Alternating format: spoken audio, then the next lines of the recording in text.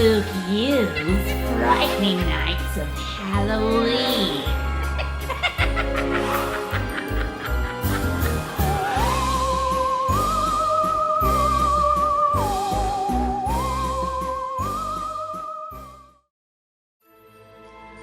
Hello, my dear Franken friends, and welcome to Spookyou, your one-stop shop for all things ghastly and ghoulish. I'm your host, Barnabas Vixen, and it's night 5 of Spookyou's Frightening Nights of Halloween, and we are ready to bring you another tale. Tonight and every night leading up to that spooktacular night in October, All Hallows Eve, or as you mundane mortals like to call it, Halloween. The dragons have arrived.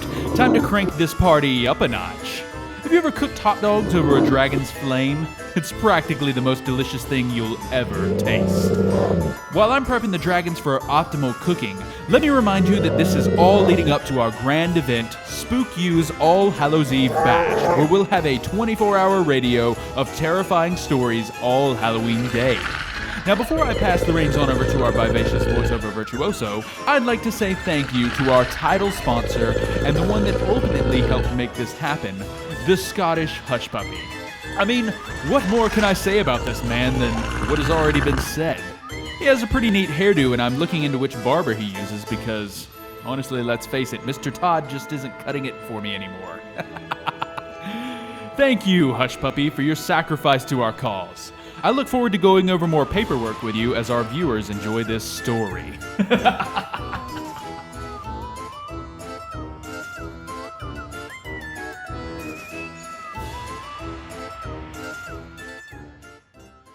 I'm always on the lookout for easy money.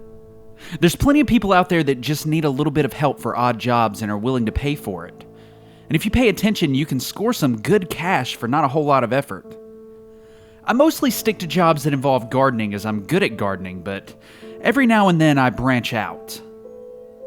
But I'm working a job right now that I think I'm gonna regret, however. The ad was heartbreaking. A father had lost his daughter and he'd recently immigrated, the ad explained, and didn't have family or friends in the area. The traditions of his homeland were that someone, not the immediate family, would stand watch over the body of the deceased for 3 days to ensure nothing evil snuck in and stole away the soul. It only needed to be guarded at night, so it wouldn't have to be an all-day commitment. And with no friends available, he was resorting to the internet to find someone to watch over his daughter's casket in those 3 days before the funeral. I replied to the ad, told him that I was sorry for his loss, and then got the job.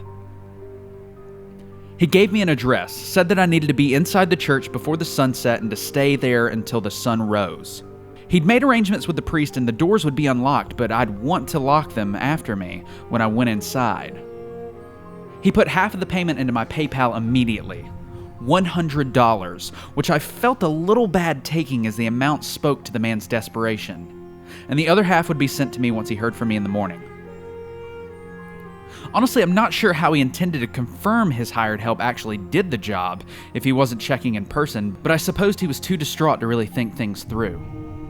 I felt sorry for him, and I was glad that I was the one that answered the ad because I knew at least I was an honest person and fully intended to do what he'd asked of me.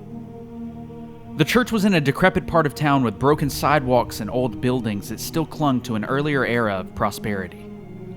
There's a tired dignity here, a splendor buried underneath layers of bureaucratic indifference. The building sat on the corner with dirt-stained stone walls and heavy wood doors that shone with the oil of thousands of hands, and the stone steps leading up to it were smooth only in the middle, polished by the feet of the countless masses. I paused before ascending, for there was a man standing by the doors, leaning on the frame and smoking a cigarette. I eyed him a moment and then walked up and put a hand on the door. "You here to watch over the dead girl?" he asked me. I paused because it seemed a little disrespectful to refer to the deceased like that. "I am," I put simply. "The name is Christian. I work for the CDC. We should talk before you go in." He handed me a cigarette, and I stared at it for a moment, bewildered. Why would the CDC care about someone's deceased daughter? A dozen possibilities ran through my head, none of them pleasant. And then I shoved them aside as needless paranoia and perhaps a product of watching movies. I find it odd that someone working for the CDC would smoke, I said, having not come up with anything more intelligent. Yeah, well, he took a long drag. We're all gonna die in a war and disease long before I get lung cancer.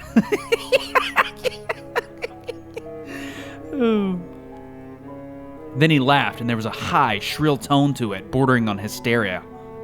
I tentatively asked if he was okay.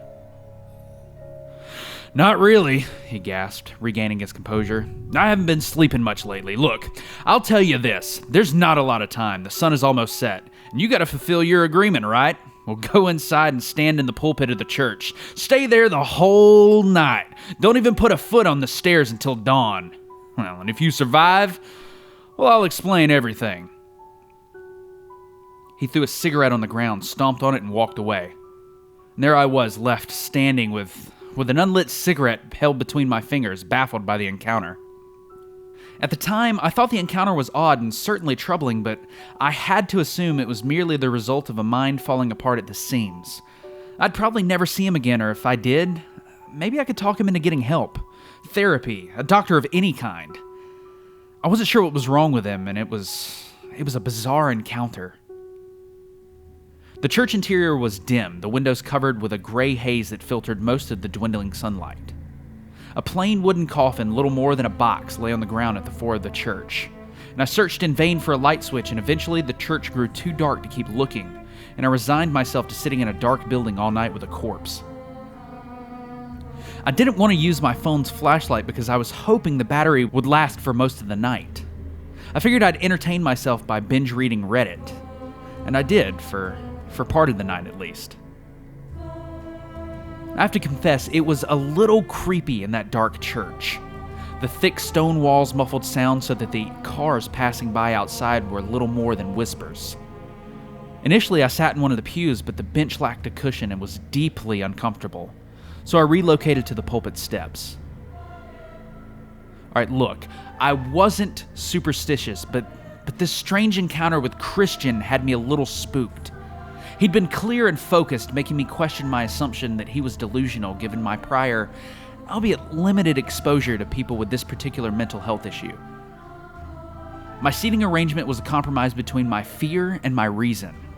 Not quite willing to believe the word of a stranger, but at least on the pulpit.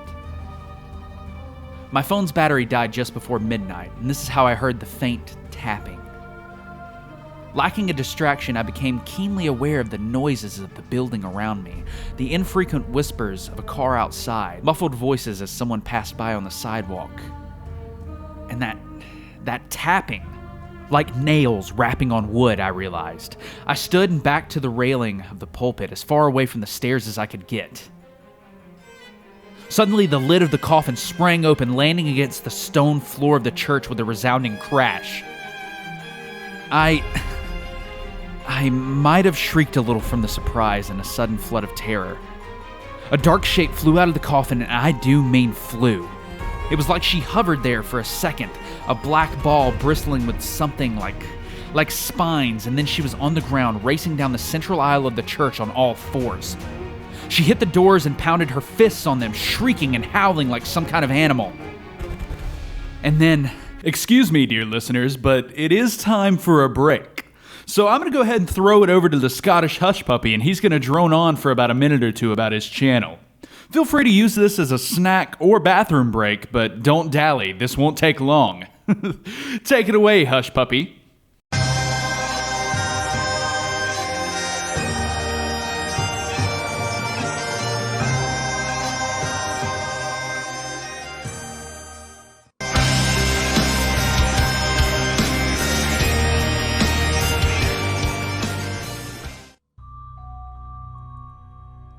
Salutations, good people. I'm the Scottish Hush Puppy, and salutations to all you good people over there at Spookyou, all the subscribers, listeners, and even you, Barnabas. And before I tell you who I am, I want to give a sincere thank you to everybody at the channel for allowing me to be your sponsor for the Frightening Nights of Halloween series that's going to be taking place on October the 18th. So make sure you're subscribed. Do not miss that, because if you're anything like me, you love a good spooky story, and what better place than the YouTube channel you're watching right now. Now, what is a Scottish Hush Puppy, and what does it do? Well, over at our channel, we do a lot of live streams. We stream a lot of horror games, especially through the month of October, and we stream a variety of games when it's not October.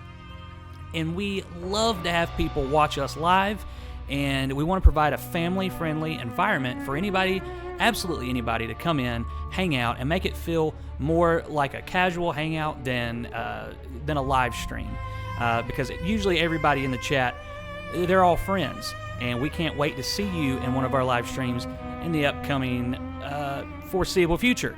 So, that being said, I just might be narrating one of these Frightening Nights stories. And of course, all this is leading up to the big live stream on Halloween itself.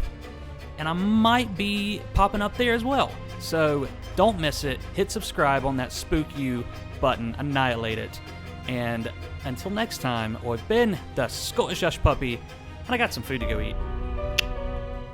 Oh, finally back, huh? Well, I mean, while you were gone, we were going to wait on you, but you took so long picking out a snack that, well, we've just gone ahead and left you, so you'll have to join the story in progress. Seriously, some people. Can you believe this? This guy. Then when the doors refused to give way, she began running up the side aisle of the church. Where is my sentry? The girl shrieked, and her voice had a strange duality to it, like she was screaming with many voices. Where is the sentry I'm due? She paused in the middle of the church, whipping her head back and forth. The promise is broken! She continued. Pestilence shall scour the earth, and war shall reap the nations! Then her head snapped around in her eyes, showing nothing but the sclera fixed in where I crouched. Her body turned to follow, liquid like a snake. The rustle of her spines of her hair sent a shiver down my spine, and my mouth went dry. The dead girl stopped just short of me, one step away. She crouched, her bony knees protruding from under the hem of her white dress. She looked at me with empty eyes, and she spoke to me in that voice that was more than just her voice. She told me how I would die. Her words crept through my clenched fingers, burrowing under the palms I so desperately clasped over my ears. They conjured images in my mind of fire, of torment, of flesh rendered from muscle and muscle spun from bone like one would spin thread. As horrific as her white, dead eyes and that hair that bristled like spines was to behold, I finally wrenched my eyelids open simply to look at anything else other than the horrific scenes her words evoked. And then her voice dropped low, syrupy sweet, and she crooned that I just had to stretch out my hand and she would lead me off the pulpit and take me to my agonizing demise. God help me, because for a brief moment it sounded so reasonable. I dug my fingernails into the skin of my face, and the pain brought me back to myself. You're really not selling me on this coming off the pulpit, I replied. And I think I'll stay here. And my voice broke at the end into a thin, reedy laugh that I recognized as hysteria bubbling up in the back of my throat. I sat back down, pulled my knees in close to my chest, and wrapped my arms around my legs and buried my face in them. The dead girl's whispering went on all night, promising me a cruel, agonizing death if I would just come off the pulpit. I thought I would go mad, and the night stretched endless, and I began to wonder perhaps dawn would never come, and I was trapped here in this endless night, already dragged into my own hell, and this mocking torment would only go on and on. I wept. I screamed out my helplessness, and the sounds of my cries were lost in the echo of that empty church. I saw things, a swirling miasma that bubbled from the floor of the church like fog, black and putrid, and it stunk like rot. I felt it in my lungs, thick and cloying, and I tasted blood and my body felt feverish, and I saw the bones in the mist, bloated corpses, and then those split open, and rats scurried out to mingle among the mist and then vanish once more. Perhaps this speaks poorly of my moral character, but what got me through the night was the promise of money. I reminded myself that in the morning I'd be $200 richer and I could go spend it on anything I wanted. And so I began to think up a list of all the things that I could buy. A steak dinner, a new nightstand for my bedroom. Hell, I could get the dent in my car's bumper fixed. I could buy a bunch of little things, candles for my apartment, a new jacket, silverware that actually matches, Starbucks coffee, a portable battery to recharge my phone for when it dies right before a dead girl intent on tearing me apart shows up. Finally, the girl's whispers stopped. I raised my eyes and saw in one of the windows a faint golden glow. The first light of dawn through the city buildings. And I sobbed once in relief. The girl recoiled, hissing, and then slunk away, back towards the coffin. She crawled in, shoulders hunched, and gave me one last look, and for a moment my heart froze at the sight of it. Haunted, terrified, pleading. Then she lay down with her hands folded on her chest and the lid slammed shut over top of her. And I began to laugh hysterically because I had survived the night. I didn't leave my spot at the pulpit until the entire church was bathed in golden sunlight, and only then did I stand, my legs stiff from being in one position all night, and I limped painfully down the aisle and out into the cool morning air. I'm at home now, and I've been trying to process what happened all morning. I sent a message to the father asking him what the hell is going on, but he didn't answer my question, just said that if I stood watch another night, he'd pay me $500 this time. The remaining 100 did hit my PayPal, so I think his offer is legit. Honestly, I could really use that 500. If all it entails is weathering some screaming dead thing, maybe, I don't know, maybe I can do it. I could go to the store and use that money to buy a portable battery and some really, really good headphones, and then I could just, I don't know, watch YouTube videos all night. But I'm also thinking about what I saw just before dawn and the look on that girl's face, like for a moment she was herself and she was begging me to help her.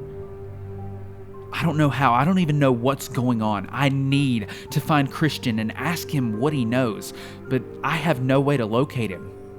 The CDC contact line wasn't any help when I called them, and the person I talked to, well, they didn't really seem to know what to do with only a first name. I guess I'll just have to show up at the church and hope he's waiting there. I'm gonna go buy a Starbucks coffee. Maybe I'll figure out what I want to do while I'm out.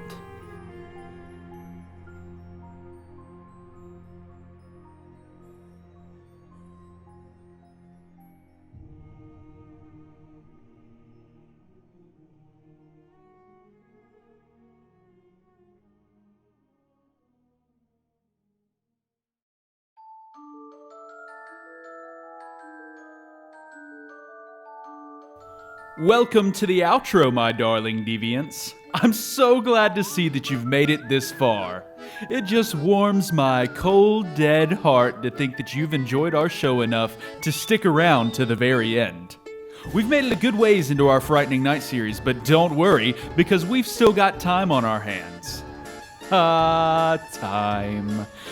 That elusive beast that slithers and slinks its way into the present, ever fleeting and forges a path into the expansive future. Oh, I'm sorry, listeners. I have no clue where that came from. Anywho, make sure you cremate that subscribe button and that little bell, too. That way, you're notified the moment we upload a new sinister story. And of course, if you've liked what you've heard today, smash that like button to show your unyielding support towards Barnabas, your dark master and ruler of all things spooky and surreal. Whoa. Oh man, I may need to visit Katarina's and get something for this weird monologuing thing that I keep falling into. Oh well, let's just take a moment to thank the Scottish Hush Puppy for his sponsorship before we get out of here. Thanks, Hush Puppy. And that'll do it for tonight's Frightening Nights episode. If you're still feeling that great empty void in the pit of your stomach, might I suggest another of our terrifying videos? Or perhaps a Scottish hush puppy live stream? Well, whatever you decide, I'll see you back here tomorrow night for another frightening nights of Halloween. Until then, my ghastly gang, stay spooky.